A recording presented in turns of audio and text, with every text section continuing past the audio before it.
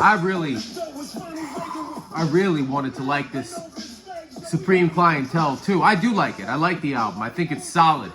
In fact, I think it's probably the most solid album Ghost has put out since maybe the More Fish, Fish Scale days.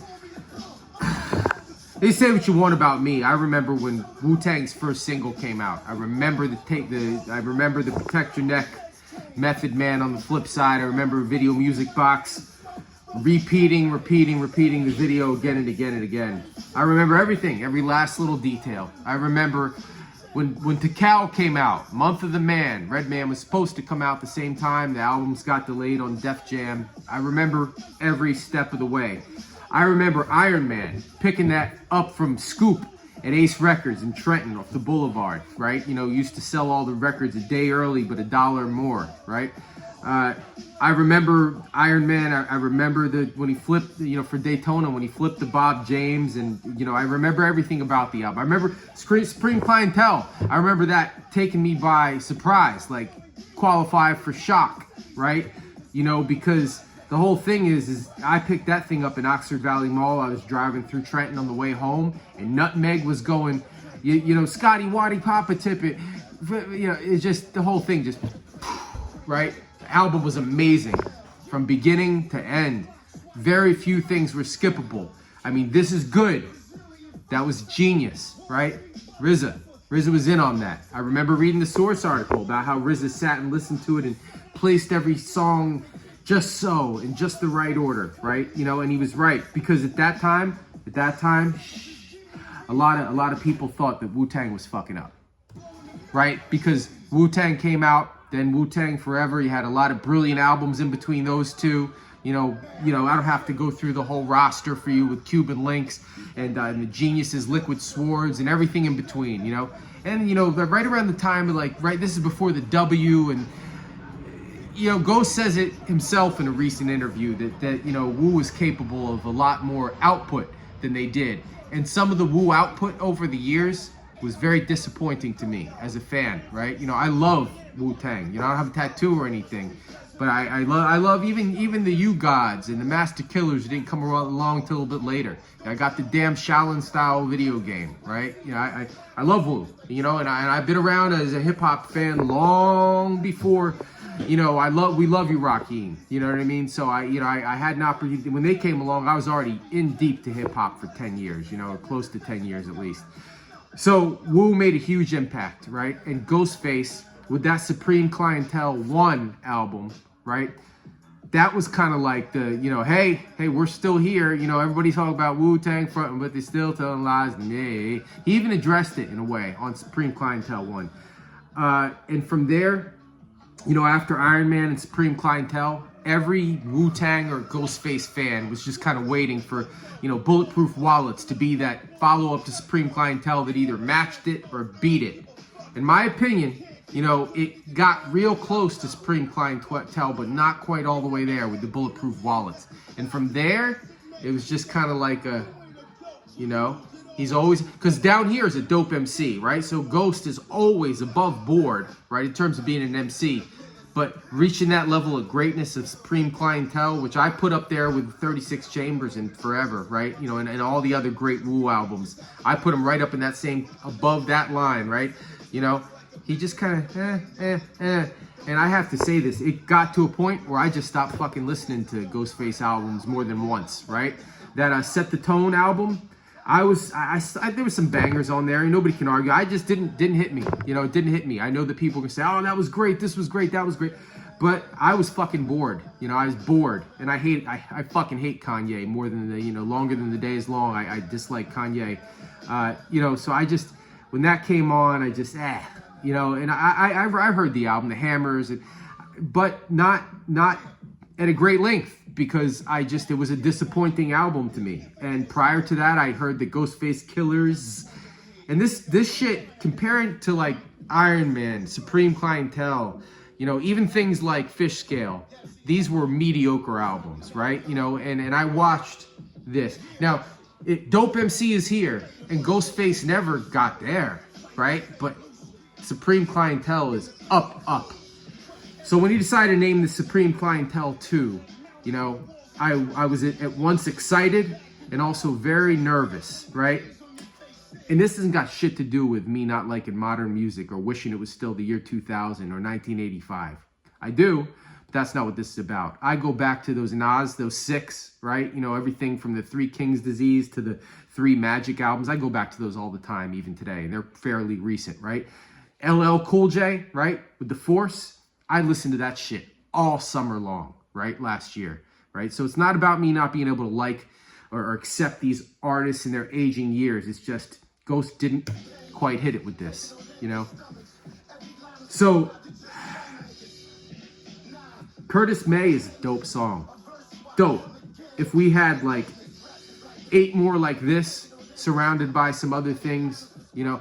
But anyway, Supreme Clientele, genius, a masterpiece, right? So I like this album. I think it's good, but I don't think it's anywhere near reaching a masterpiece. Styles P, so Curtis May.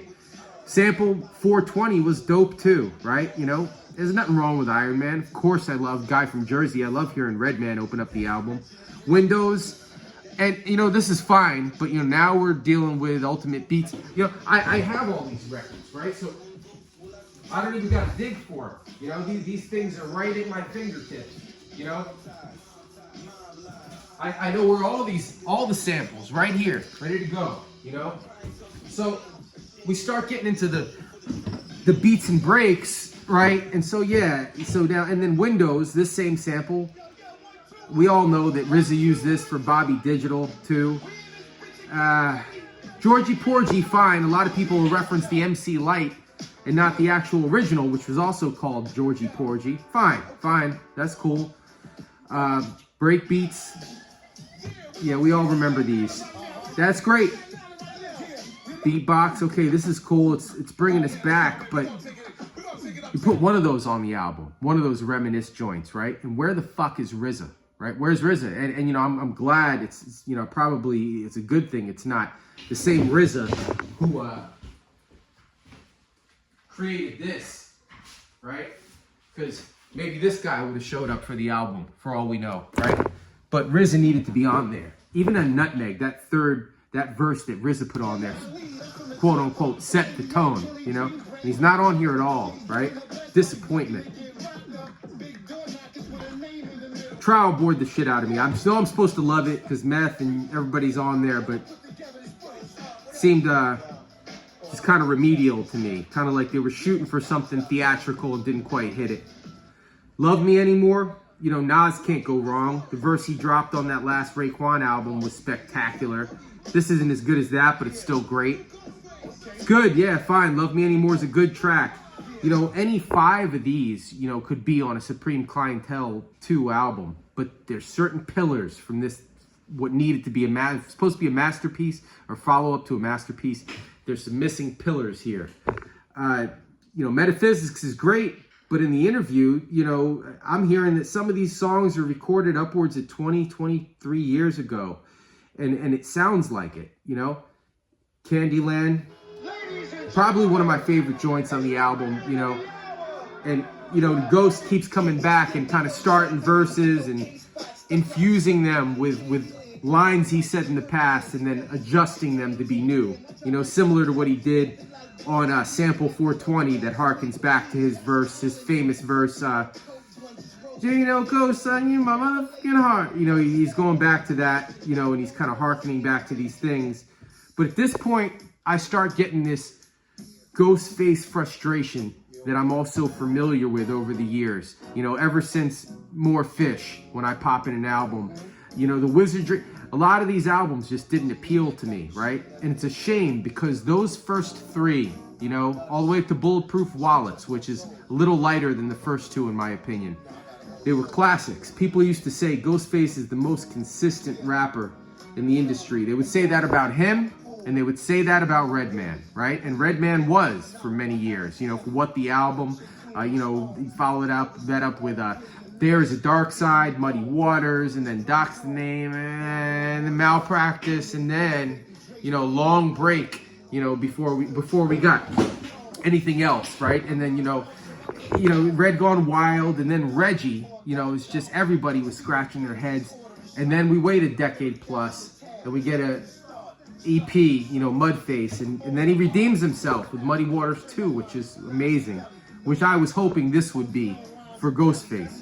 The way that Muddy Waters 2 was, you know, a redemption for Redman after some spotty work and long periods of not a lot of like undeniable shit, right? I was hoping this would be that redemption. And I can tell, the saddest thing about it is I can tell that he tried real hard too, you know, that he worked towards it. But some of this production, and I like this You're My Friend joint, it's pretty dope. It's soulful and heartfelt. I think the Knuckles skit is funny. I like a lot of this stuff, but it just kind of seems like not Supreme Clientele 2, but rather like Diet Supreme Clientele, you know, aged. And we all get older, man. And that's another thing. When I was in my 20s and I was listening to Supreme Clientele and all the coke rap and all the drug rap and all this super alpha shit, you know, I love it, you know, but at the same time, I've grown out of a lot of it. And some of this is trying to be so hard, like it's that time, you know, and a lot of us in our 40s and him in his 50s, it ain't that time anymore. So I almost don't know what to ask for, because I'm asking for something that's a follow-up to Supreme Clientele that's just as good, that follows some of those same parameters, that has all the pillars in place. At the same time, I'm saying we're getting too fucking old for this, right? So, you know, I don't know what I want, and I know, but I do know that I was hoping for either a recapture of that magic that you felt, that track after track after track after track. Because I'll listen to this again. I just said it was a very good album, right? It's one of the best Ghost albums that I've heard in at least 10, 15 years, right? And that's saying something, because I didn't think he had it in him to do one as good as Bulletproof Wallets or Fish Scale again. You know, I didn't think I'd ever hear that again, especially after that disappointing Set the Tone or the several before that, you know, that were spotty, you know, and seemingly uninspired, right? I never thought I'd see him try this hard again. I'm really grateful to see it. And Ghost is one of my top, you know, top MCs. I'd say if we're dealing a top 10 list or top 20 list, he's got to be on there. You know, it's really hard to do that. You know, it's like, where do you put Slick Rick and Rakim and Big Daddy Kane and you know, everybody else? Yeah, it's not easy to make these lists, but Ghostface is an outstanding MC.